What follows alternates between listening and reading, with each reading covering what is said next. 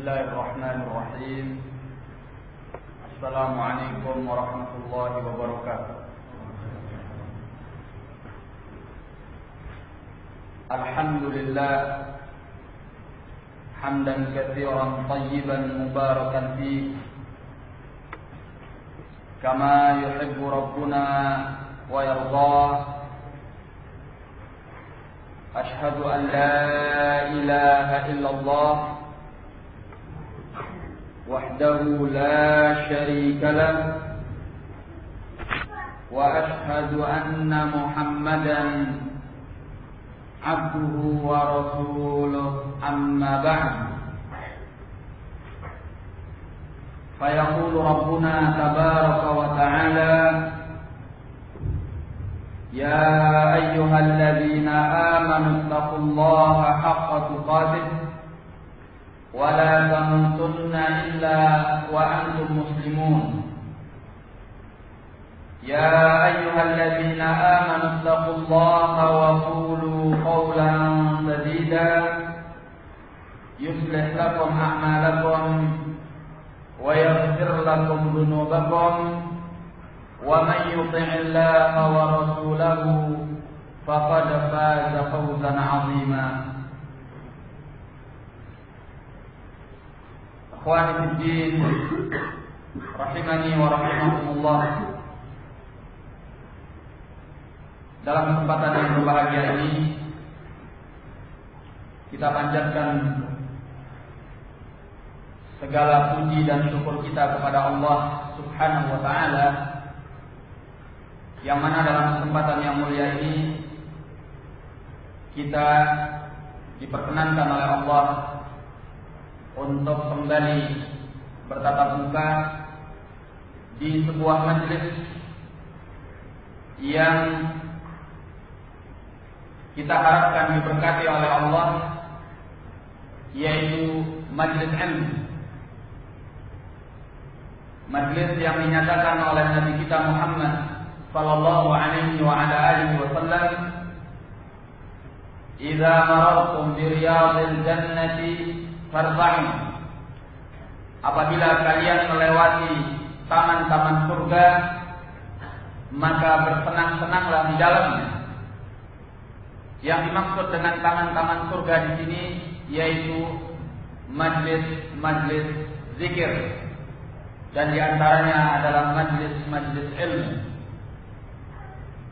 Kita berharap kepada Allah Jalla wa Ala dengan majlis-majlis yang seperti ini bisa membekali kita pengetahuan ilmu tentang agama yang mulia ini, sehingga kita bisa meningkatkan keimanan kita, ketakwaan kita kepada Allah, serta kita bisa membekali diri kita untuk menghadapi tantangan-tantangan hidup dengan tuntunan Al-Quran dan sunnah Nabi sallallahu alaihi wa ala alihi wasallam.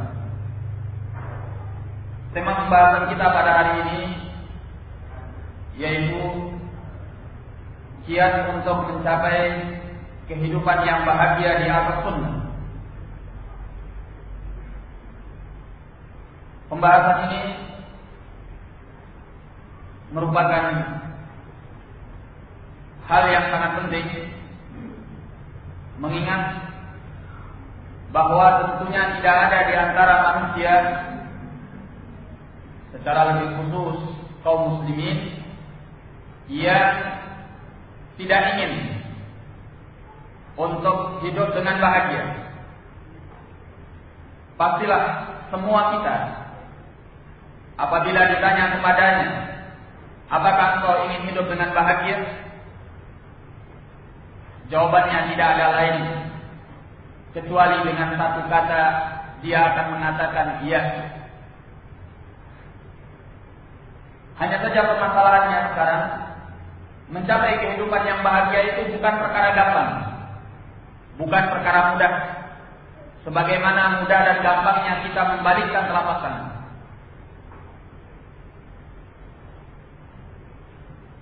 Karena kehidupan yang bahagia itu tidaklah terletak pada materi atau fasilitas-fasilitas yang lengkap atau sarana-sarana yang mudah. Tetapi kehidupan yang bahagia itu lebih mengarah kepada kebahagiaan jiwa yang dirasakan oleh seorang manusia. Pengalaman hidup telah membuktikan bahwa perkara fisik yang bersifat materi tidaklah menjamin kebahagiaan pada seseorang. Tidak langka atau tidak jarang kita menemukan orang-orang yang memiliki harta, orang-orang yang memiliki kemewahan, orang-orang yang memiliki fasilitas lengkap, tetapi dia tidak bahagia di dalam hidupnya. Bahkan di antara mereka hidup di dalam kegundah-gulanaan, keguncangan, di dalam kepenatan. Mereka hidup tanpa arah yang jelas, sehingga karunia yang diberikan oleh Allah kepadanya, dia tidak mampu untuk menggunakannya kepada hal-hal yang membuat hidupnya semakin berarti.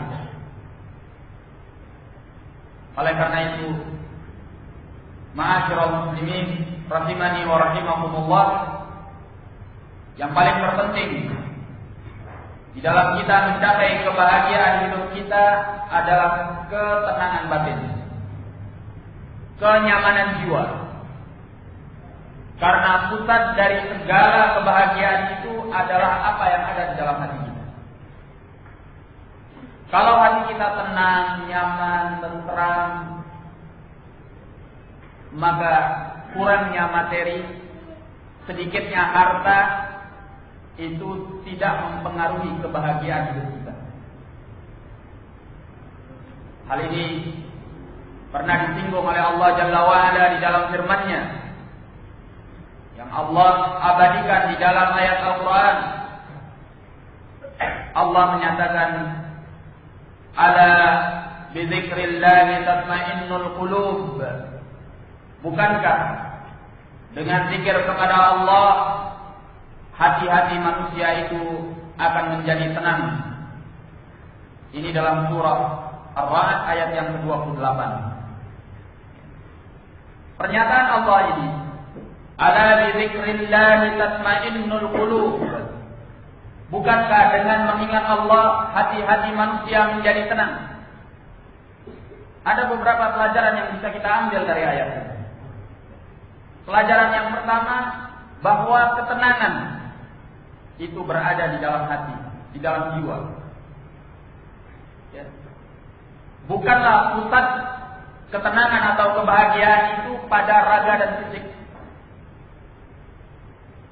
Raga dan fisik adalah anggota yang mengikuti. Anggota yang mengikuti bagaimana kondisi hati dan jiwa kita. Tatkala hati dan jiwa itu dalam keadaan tenang, nyaman, tentram, bahagia, maka raga dan fisiknya juga akan merasakan yang demikian. Tetapi kalau hati dan jiwa dalam kondisi terguncang, dalam kondisi gundah, dalam kondisi tidak nyaman, tidak tenang, tidak tentram, tidak bahagia, maka akan terlihat pada anggota-anggota badan yang lainnya. Terlihat dari raut wajah,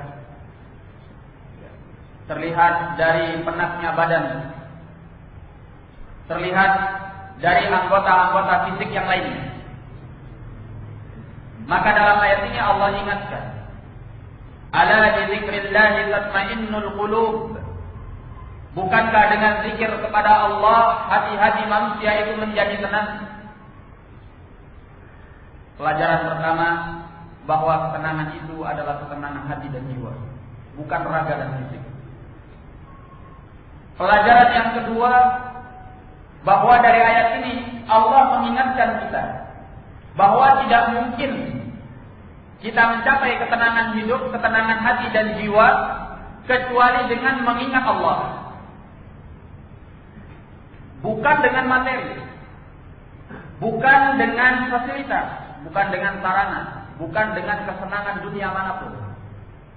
Tetapi diingatkan oleh Allah Subhanahu wa taala bahwa ketenangan, ketentraman, kenyamanan pada hati dan jiwa kita itu dengan mengingat Allah.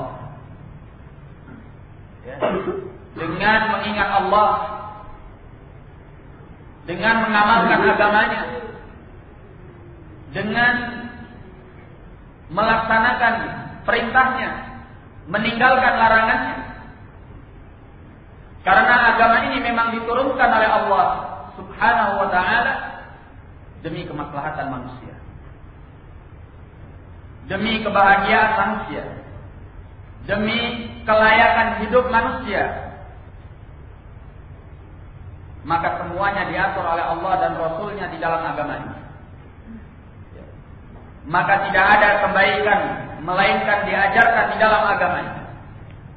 Dan tidak ada keburukan melainkan dilarang di dalam agama ini. Agama yang sempurna, agama yang menutup seluruh agama sebelumnya, karunia yang dilimpahkan oleh Allah kepada kita wahai kaum muslimin.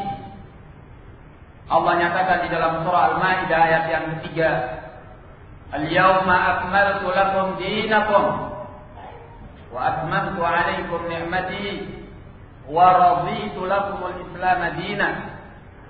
Kata Allah, pada hari ini aku telah sempurnakan bagi kalian agama kalian dan aku ridhai bagi kalian. Pada hari ini aku telah sempurnakan bagi kalian agama kalian dan aku lengkapi pula untuk kalian nikmatku dan aku ridha bahwa Islam itu sebagai agama bagi kalian. Allah Subhanahu wa taala menjadikan agama ini agama yang sempurna supaya segenap manusia merujuk kepada agama ini di dalam mencapai kebahagiaan mereka. Ya. Maka barang siapa yang mencoba untuk mencari kebahagiaan dengan melakukan percobaan-percobaan kepada arah-arah yang lainnya, pasti dia akan menemukan kegagalan. Pasti dia akan berpulang dengan kekecewaan. Pasti dia akan berujung kepada kesengsaraan hidup. Karena yang selain daripada agama ini, yang selain daripada ajaran Allah, itu tidak mengandung kemaslahatan yang sempurna, tidak mengandung kebahagiaan hidup yang penuh dan lengkap. Ya. Maka pelajaran yang kedua kita ambil dari ayat ini, Allah menyatakan ala bi dzikrillahi tatmainnul qulub. Bukankah dengan berzikir kepada Allah hati-hati manusia menjadi tenang? Maka secara global, secara umum, bahwa ajaran agama ini adalah solusi ya, untuk kita mencapai kebahagiaan hidup. Nabi sallallahu alaihi wasallam, mungkin semua kita tahu atau kebanyakan kita tahu, beliau hidup tidaklah disertai dengan kekayaan yang melimpah ruah. Bahkan kesengsaraan beliau dari sisi materi, kekurangan beliau dari sisi materi bisa jadi lebih daripada kita. Beliau pernah merasakan tidak makan beberapa hari, sampai beliau mengganjal perutnya dengan batu karena lapar. Ya. Demikian pula beliau sallallahu alaihi wasallam pernah tidur di atas tikar sehingga tikar itu membekas pada badannya. Demikian pula beliau kalau berkendaraan, kendaraan beliau bukan kendaraan yang paling bagus pada waktu itu. Tetapi tak jarang kita melihat di dalam hadis di mana Nabi sallallahu alaihi wasallam dinyatakan beliau naik di atas sebuah keledai. Dan keledai di kalangan Arab itu adalah binatang kendaraan yang paling rendah. Yang paling rendah. Ya, kalau kita ibaratkan sekarang ini mungkin seperti model teruntung. Yang bunyi tung.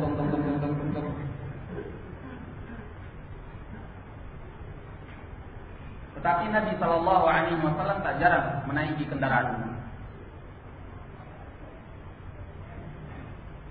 Beliau alaihi salatu wassalam pernah diberi pilihan oleh Allah Jalla wa Ala apakah kekayaan atau kesederhanaan.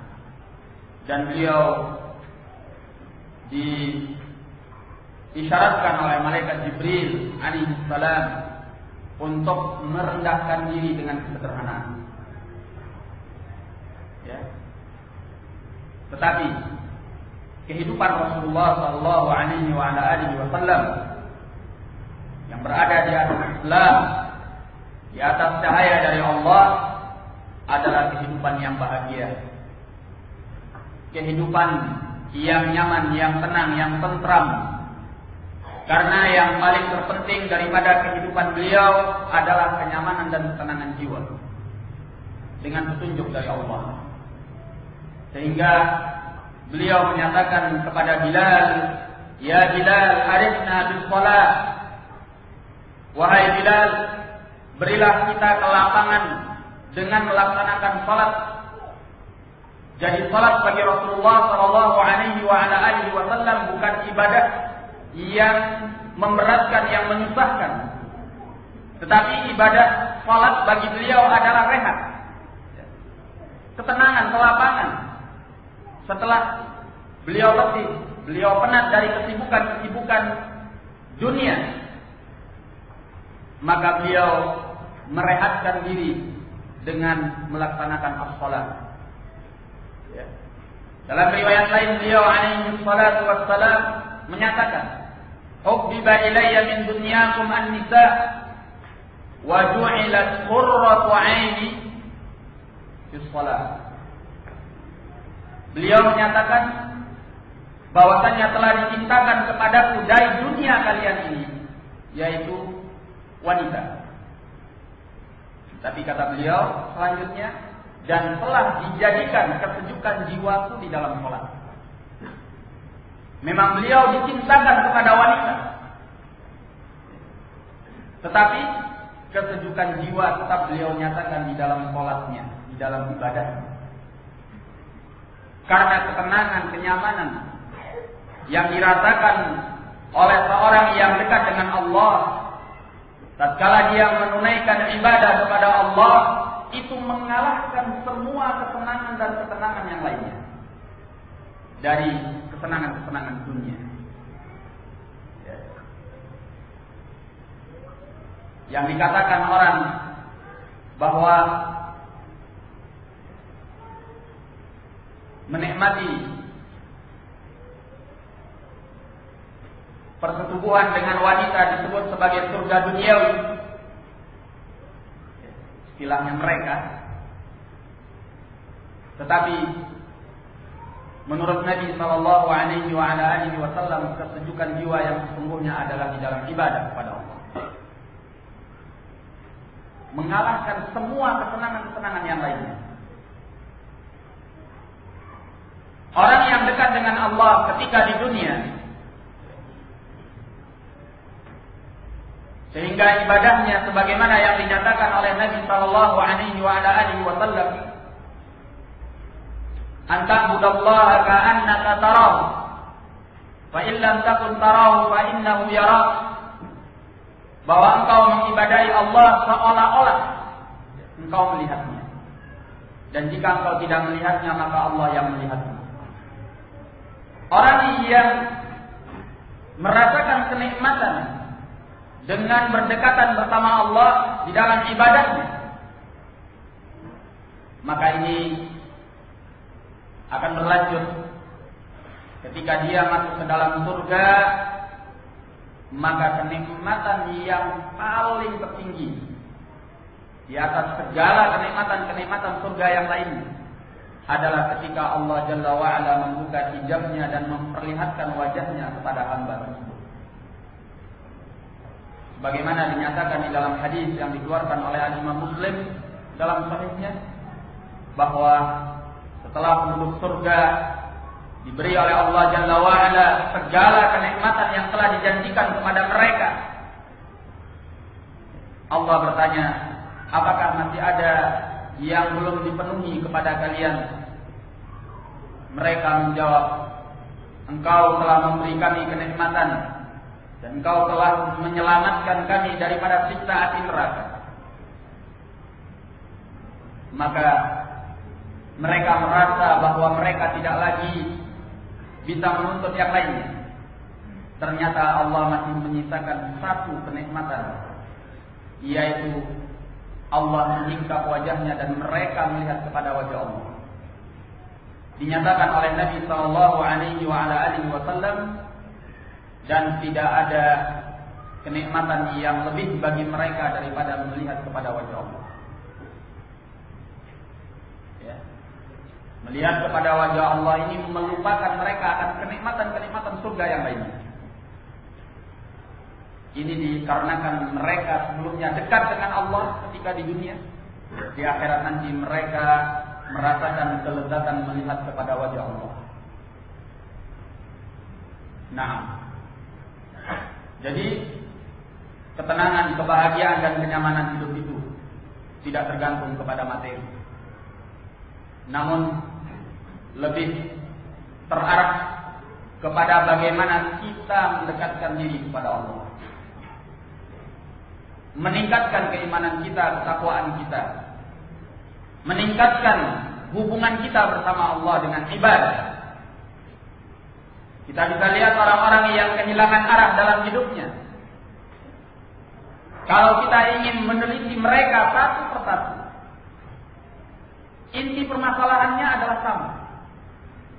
Jawabannya adalah satu, yaitu karena mereka jauh daripada Allah.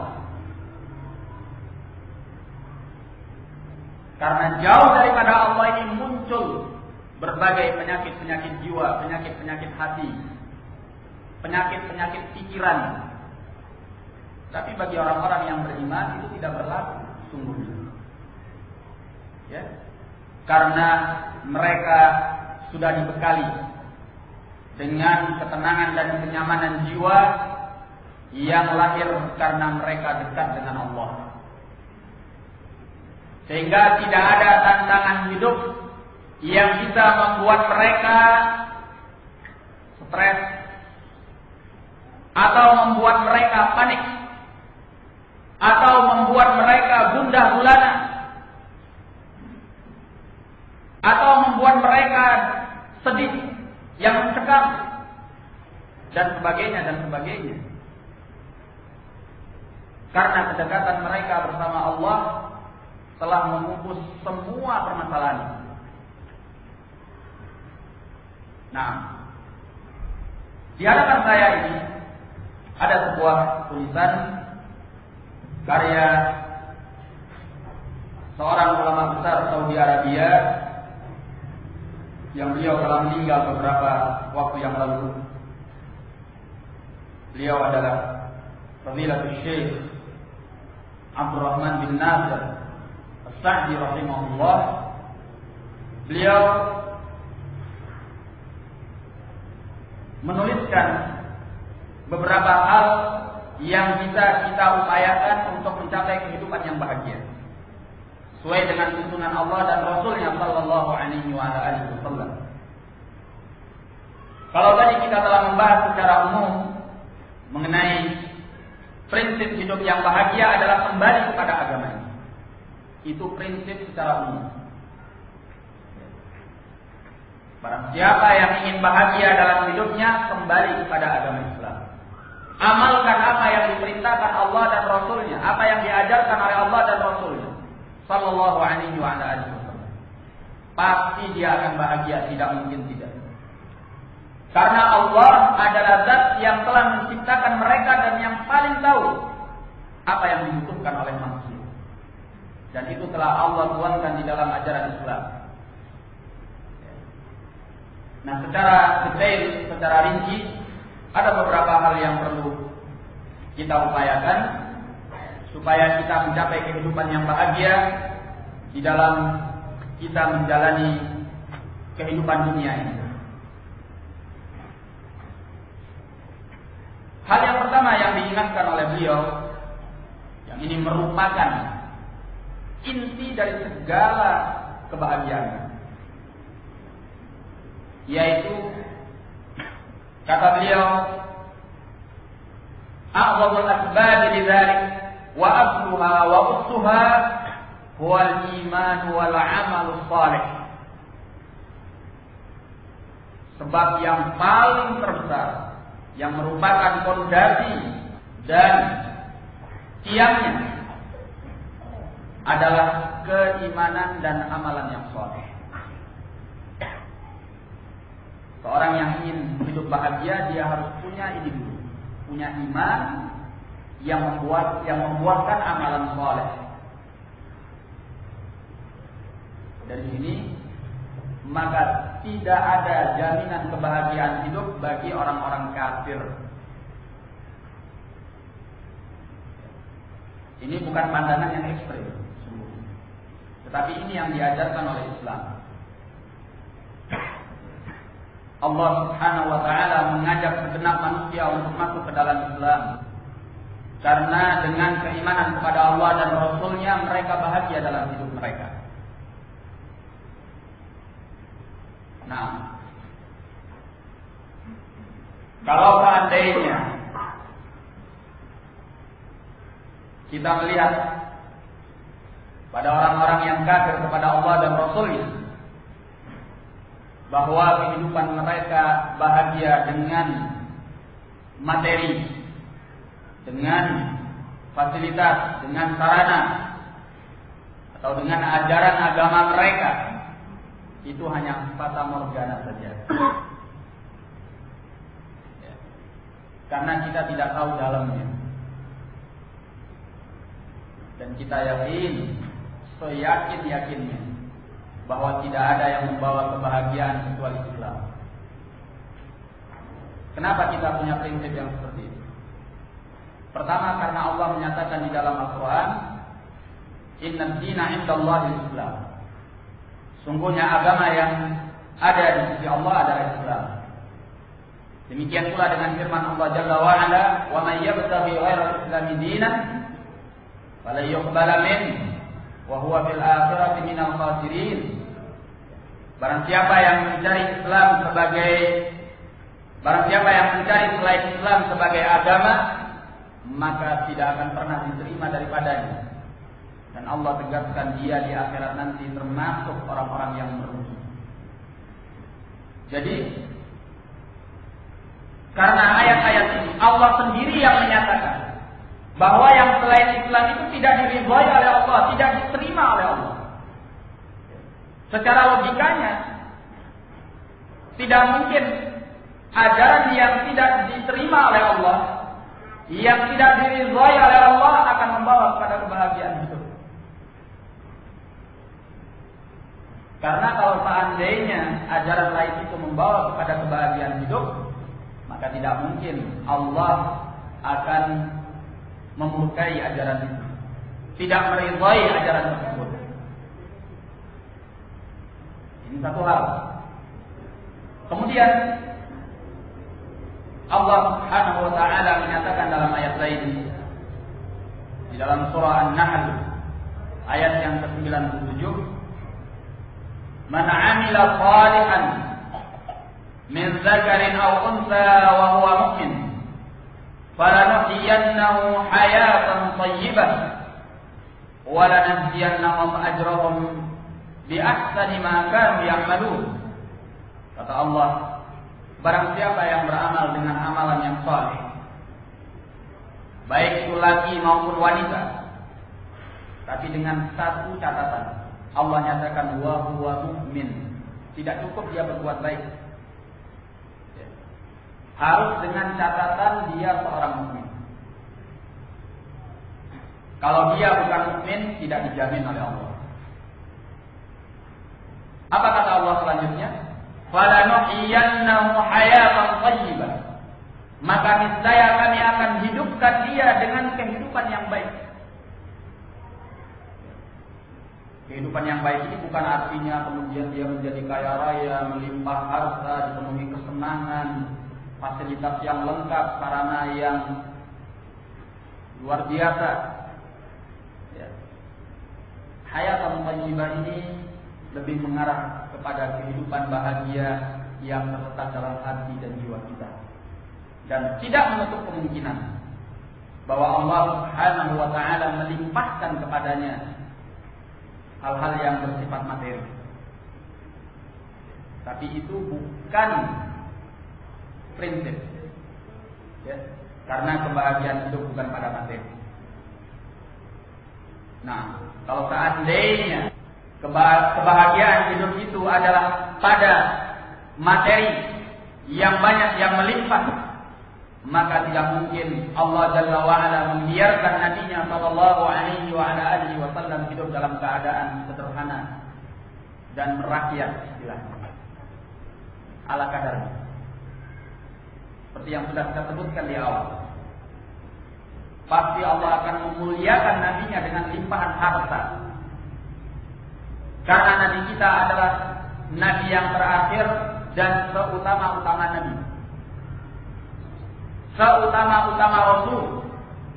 Bahkan seutama-utama makhluk, baik dari kalangan manusia dan jin.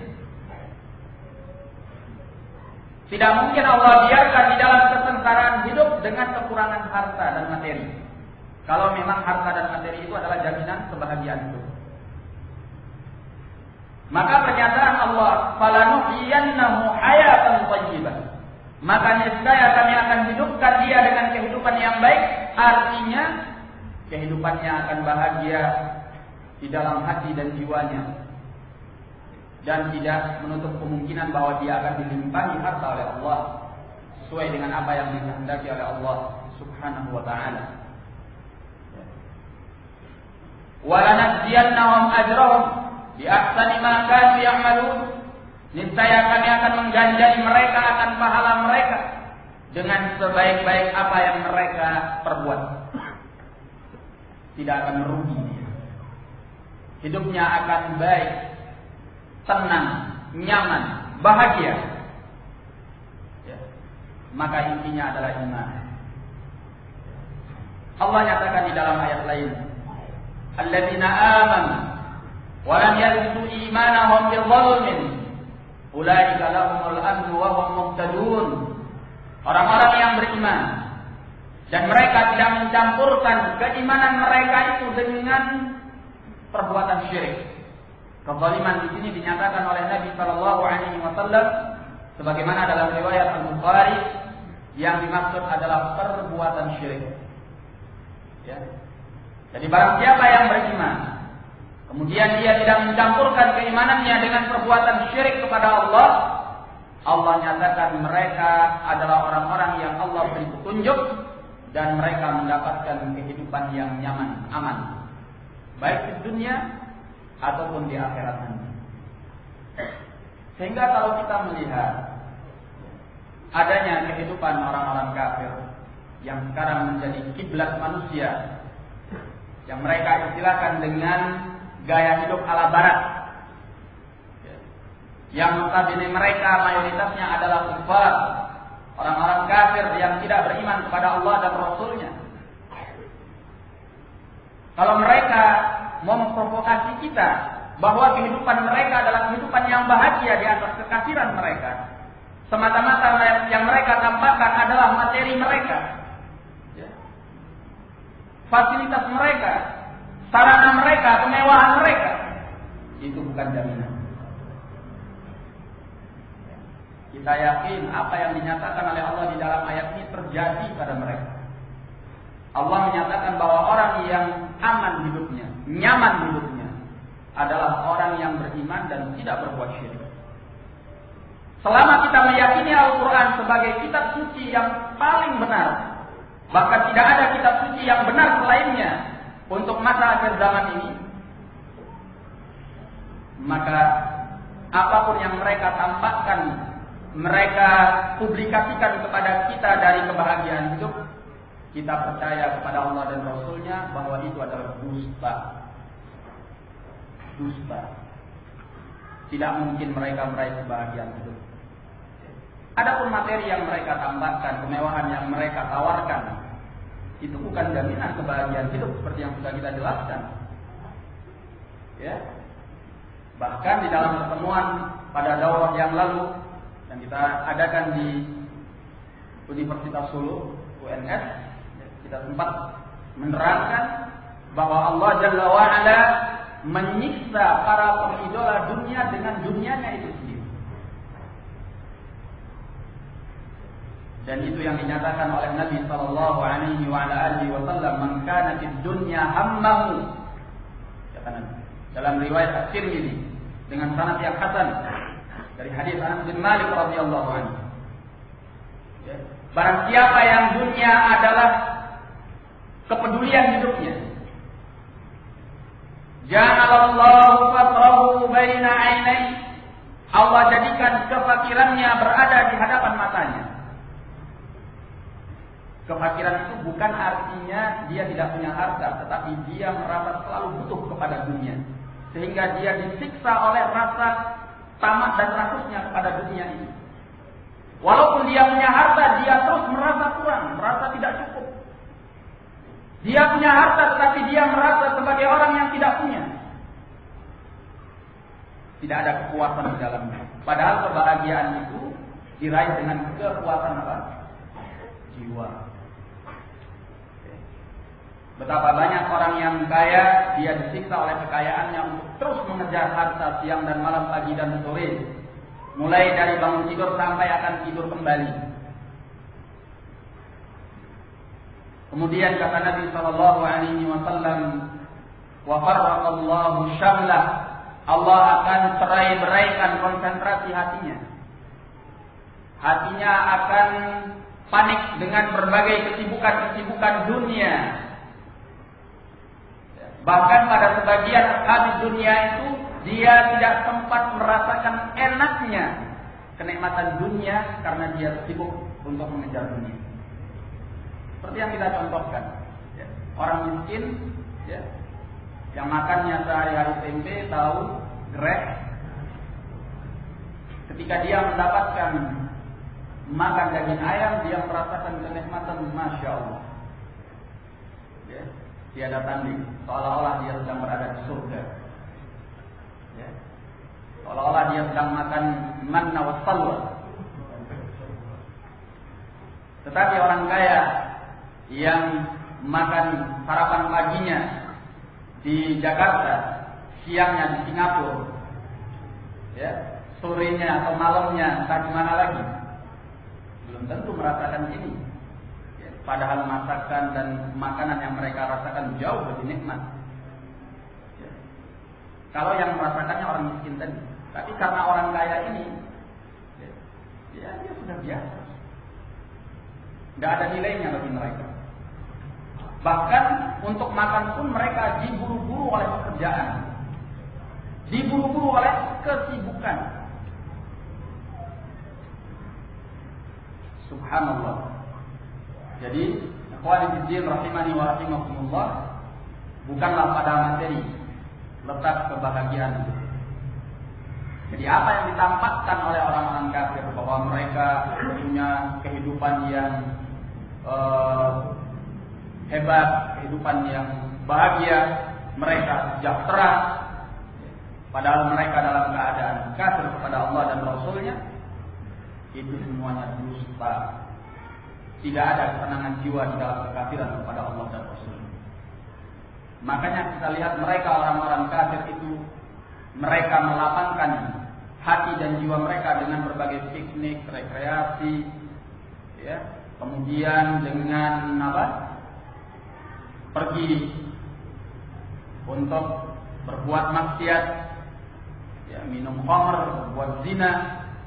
Padahal semakin mereka jatuh ke dalam perbuatan maksiat di atas kekafiran mereka, semakin mereka tersiksa dalam hidup mereka. Maka tingkat kriminalitas di negara-negara kafir itu lebih tinggi, ya, dibanding negara-negara yang mereka menerapkan hukum Islam. Karena Islam itu adalah jaminan daripada kemaslahatan dan kebahagiaan hidup. Kemudian, ma'asyiral muslimin rahimani wa rahimakumullah, jadi inti daripada kebahagiaan hidup itu adalah iman dan amal yang saleh. Iman dan amal yang saleh. Orang yang tidak punya iman dengan kekafiran mereka kepada Allah, mereka disiksa oleh Allah dengan kesengsaraan hidup. Mereka punya harta saja, punya materi saja, mereka tidak bahagia. Karena tidak ada ketenangan jiwa, kenyamanan hati. Ya. Dan bayangkan kalau seandainya mereka dalam keadaan tidak punya harta, tidak punya materi. Makanya mereka kehilangan sedikit harta, sedikit materi itu adalah kiamat bagi mereka. Baru di PHK dari pekerjaannya, salah. Ya. PHK dari pekerjaan itu adalah akhir dari segalanya.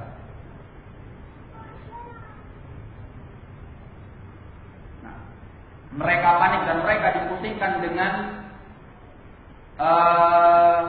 krisis global, istilahnya sekarang. Yang sebetulnya bagi orang yang beriman, yang percaya akan Allah dan Rasulnya, kekurangan materi, bahkan kehilangan materi sekalipun tidak akan memgoyahkan kebahagiaan hidupnya, karena dia tidak menggantungkan kebahagiaan hidup itu pada materi, tapi dia gantungkan kebahagiaan hidupnya pada Allah Subhanahu wa ta'ala. Sebagaimana yang dicontohkan oleh Nabi dan para sahabatnya radhiyallahu anhu. Walaupun bukan artinya bahwa kita tidak mencari kehidupan dunia kita. Ya, silahkan dengan berbagai profesi, dengan berbagai kedudukan, dengan berbagai jabatan, dengan berbagai pekerjaan yang kita miliki untuk mencari dunia. Silahkan. Tapi ingat, dunia itu bukan segalanya. Bukan jaminan dari ketenangan hidup.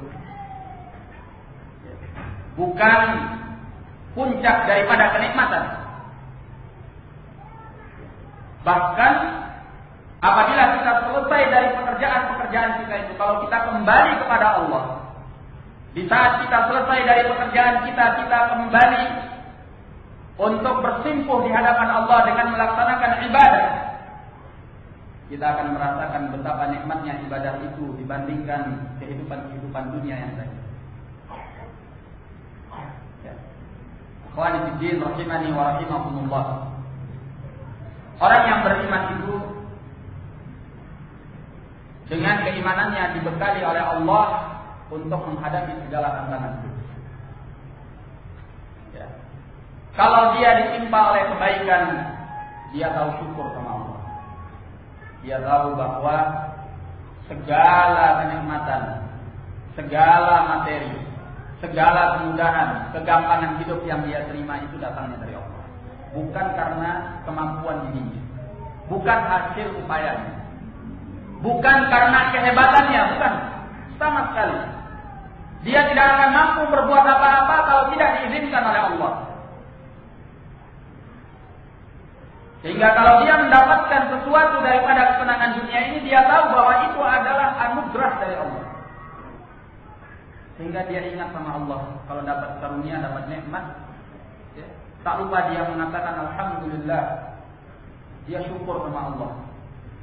Dia tambah ibadahnya sebagai wujud daripada syukur tersebut. Dia gunakan kenikmatan itu dalam hal-hal yang mendatangkan ridha Allah. Sehingga apa yang Allah beri kepadanya itu benar-benar bermanfaat di dalam hidupnya. Coba lihat, ini seorang yang beriman. Bandingkan dengan seorang yang kafir. Kalau diberi harta oleh Allah, diberi kenikmatan oleh Allah, dia tidak tahu untuk apa dia menggunakannya. tidak pernah kenal rasa syukur sama Allah. Dia lupa diri, seolah-olah segalanya itu dia dapatkan karena kehebatannya, karena kemampuannya, karena daya upayanya. Sehingga dia merasa congkak, angkuh di muka bumi. Tidak taunya dia dikejutkan. Dia mengalami terapi kejut istilahnya. Dengan musibah yang bisa mengurangi dan melenyapkan hartanya. Makanya dia jatuh dalam keadaan stres, panik, guncang. Bahkan tak sedikit di antara mereka yang bunuh diri. Kita karena tidak tahu dan tidak dengar saja berita-berita mereka, yang jelek-jelek ini tidak diekspos, ya, off the record, disimpan. Orang yang beriman lebih tangguh daripada itu. Kalau dia diberi kenikmatan oleh Allah, dia syukur. Tapi kalau seandainya dia dicoba, ditimpa oleh musibah, dites keimanannya oleh Allah dengan berbagai kekurangan, kesulitan, kepayahan, sedikit pun hal itu tidak akan membuat guncang kehidupannya. Kenapa? Karena dia dengan keimanannya telah dibekali untuk sabar menghadapi semua tantangan hidup tadi. Dia tahu apa yang menimpanya itu pasti datangnya dari Allah. Dan tidaklah Allah menimpakan kesulitan-kesulitan, kepayahan-kepayahan yang dia alami pada saat ini, melainkan ada hikmah di baliknya. Dia tahu bahwa Allah tidak pernah menginginkan keburukan pada hambanya. Dia tahu bahwa Allah Subhanahu wa ta'ala memiliki rahasia di balik peristiwa itu. Karena Allah menyatakan di dalam Al-Quran, wa ma ana bidzallamin lil 'abid. Aku tidak pernah aniaya kepada hambaku. Sehingga dengan demikian dia tenang, nyaman, sabar. Bahkan tingkatan mereka ada beberapa jenjang. Sabar itu tingkatan yang paling terendah bagi orang yang beriman. Tingkatan yang di atasnya adalah ridho. Tingkatan yang di atasnya adalah syukur. Sabar artinya dia menahan diri terhadap perihal-perihal yang bisa menjatuhkannya ke dalam muka Allah tatkala menerima musibah. Dia tahan lisannya, jangan sampai lisannya ini keceplosan mengucapkan kata-kata yang dimurka oleh Allah tatkala dia ditimpa musibah. Jangan sampai lisannya ini mengumpat, tidak terima terhadap keputusan Allah.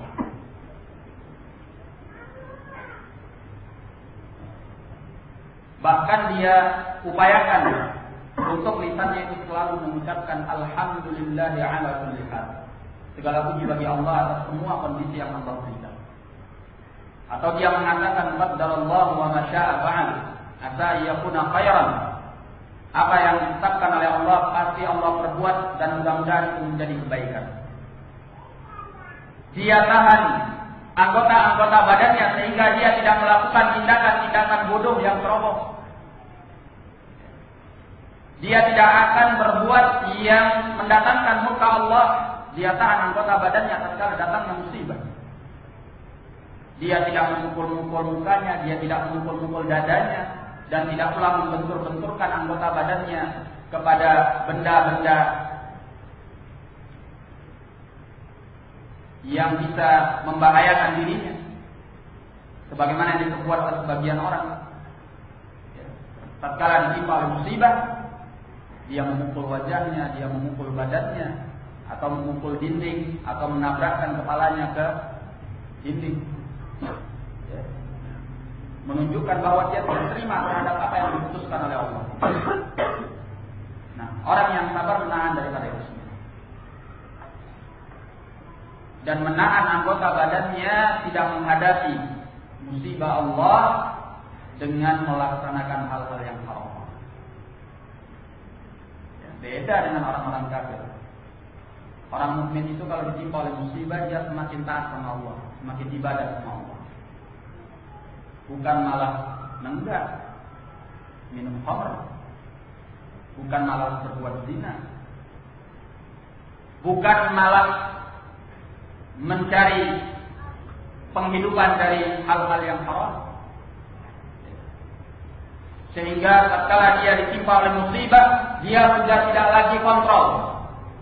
Yang penting dia bisa menghasilkan uang. Dia tidak peduli apakah ini halal atau haram. Yang penting saya sekarang bisa mengumpulkan uang.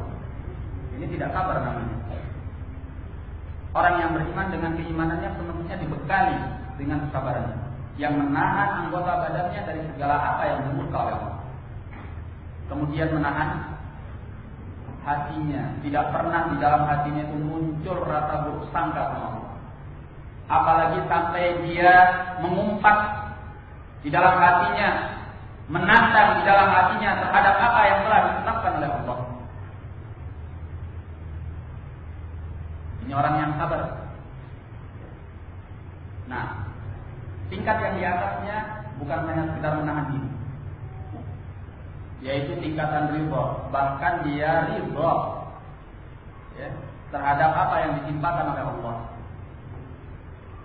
Kalau tadi sabar hanya menahan diri, tapi dia tidak suka dengan apa yang ditimpakan oleh Allah, tidak suka di sini. Kalau seandainya dia disuruh pilih antara musibah dengan tidak musibah, dia akan memilih tidak musibah. Namun dia menahan diri, menahan lisan, menahan hati, menahan anggota badan yang lain untuk tidak jatuh ke dalam murka Allah. Nah, orang yang ridha, kalau seandainya dia disuruh pilih, dia akan memilih musibah. Dia ridha dengan musibah Allah. Bagi dia musibah dengan tidak musibah sama, tidak pengaruh. Enggak ngaruh katanya Nabi. Ya, istilahnya mereka enggak ngaruh. Antara musibah dengan tidak musibah tidak ada masalah. Kenapa? Karena bagi dia kehidupan itu atau materi itu bukan segalanya. Apa yang ditimpakan oleh Allah tidak sedikit pun berpengaruh pada keimanannya. Sehingga dengan demikian dia sudah sampai pada tingkat ridha terhadap apa yang ditentukan oleh Allah, manis atau pahit, baik atau buruk.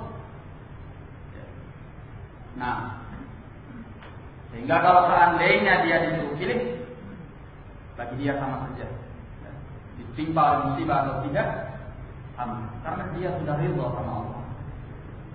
Nah, bukan hanya sekedar menahan, tapi ridha. Tingkatan yang lebih tinggi di atasnya adalah orang-orang yang bernikmat-nikmat dengan datangnya musibah. Kalau orang lain dengan datangnya musibah itu bersusah-susah dan berpayah-payah, bernangis ria. Kalau bagi dia dengan datangnya musibah bernikmat-nikmat.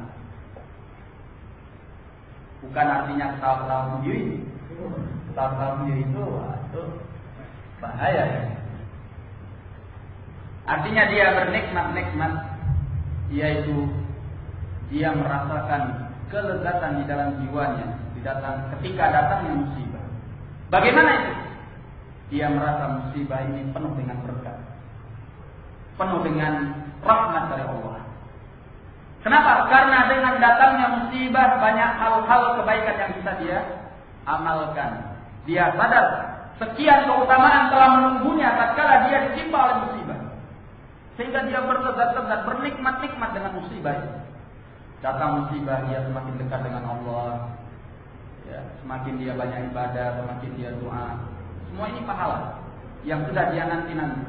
Yang belum tentu dengan tanpa turunnya musibah, dia bisa dekat sedemikian rupa dengan Allah.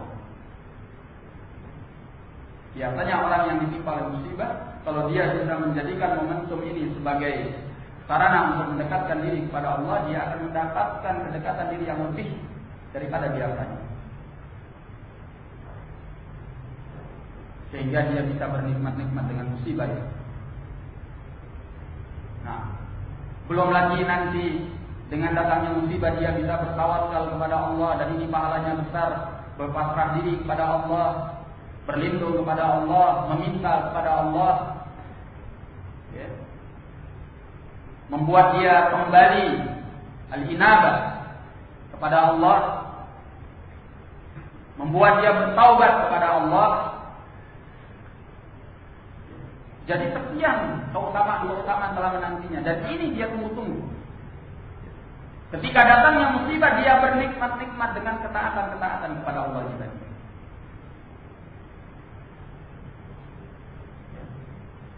Sehingga dia ketika datangnya musibah itu bukannya merasa tertekan, bukannya merasa tertindas hidupnya, tapi dengan datangnya musibah dia merasa bahwa dia sedang diberi nikmat oleh Allah.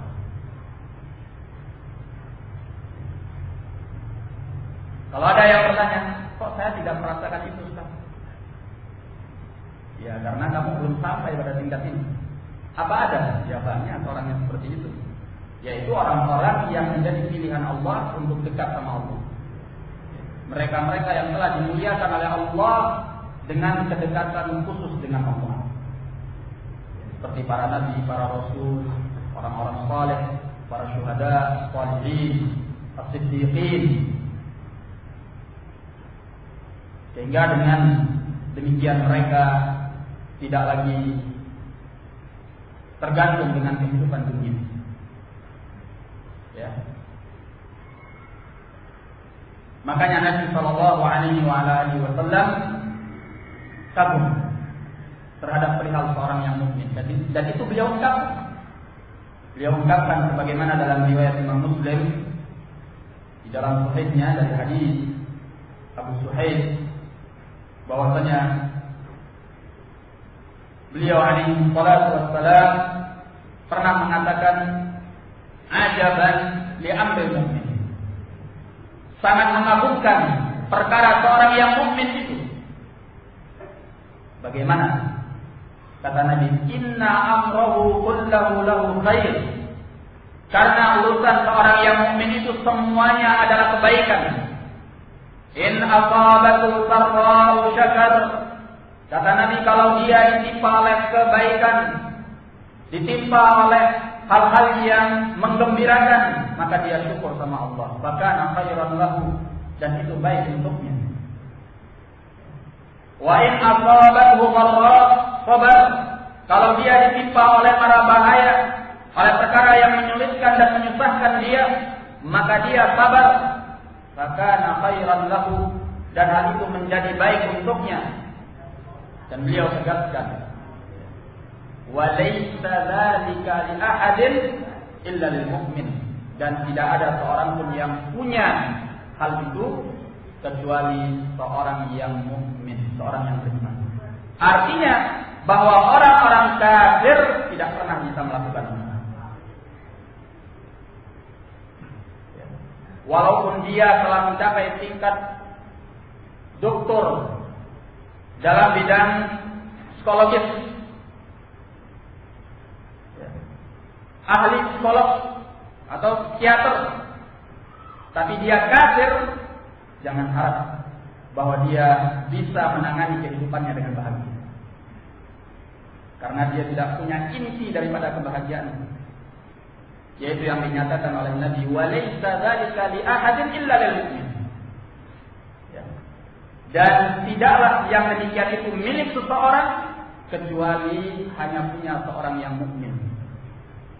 Orang yang mukmin yang bisa berbuat seperti itu. Nah,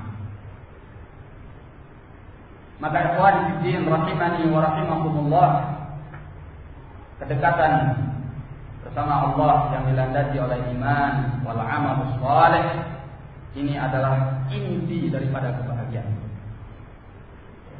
Makanya kalau kita ingin bahagia dalam hidup kita, marilah kita berlomba-lomba untuk meningkatkan iman dan ketakwaan kita dengan mempelajari ilmu agama ini, dengan mengamalkannya, mendekatkan diri kepada Allah. Jadi kalau kita ingin bahagia dalam hidup ini, kita tambah ibadah kita. Kita tambah kedekatan kita sama Allah, bukan tambah dari uang.